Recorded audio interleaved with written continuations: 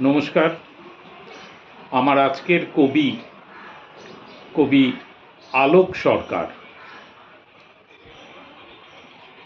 কিছুদিন আগে বাংলা একাডেমি সভাঘরে একটি অনুষ্ঠানে আমন্ত্রিত হয়ে গেছিলাম।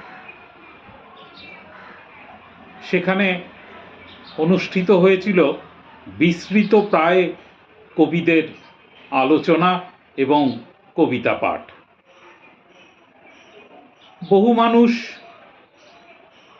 আমি জানি না বিস্মৃত প্রায় কবি কারা কারা, তবে আমরা যারা কবিতা পাঠ করি বা কবিতা শুনি বা কবিতা পড়তে ভালোবাসি, চর্চা করতে ভালোবাসি, তাদের কথা আলাদা।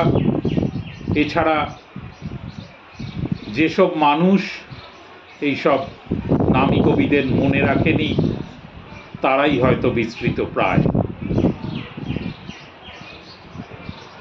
আমি আপনাদের আজকে যে কবিতাটা শোনাবো, দেখুন কবিতার মধ্যে দিয়ে কিভাবে জীবনের একটা পূর্ণ জীবন পাওয়া যায়। কবিতাটির নাম ভয়। মা জানো, খেলার মাঠে ছবির খাতাটা আমি হারিয়ে ফেলেছি। চারিদিকে কত খুঁজলাম, বকুল গাছটার নিচে, অশত গাছটার নিচে, তারপর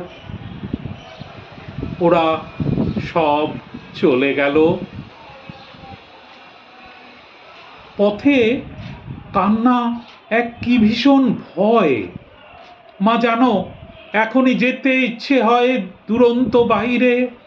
আমি যে একটি গাছ এঁকেছিলুম, একটি আকাশ, মাঠে বড় বড় গাছ, আকাশের নিচে আমার ছবিটা মা যে যন্ত্রণায় কোকিয়ে উঠবে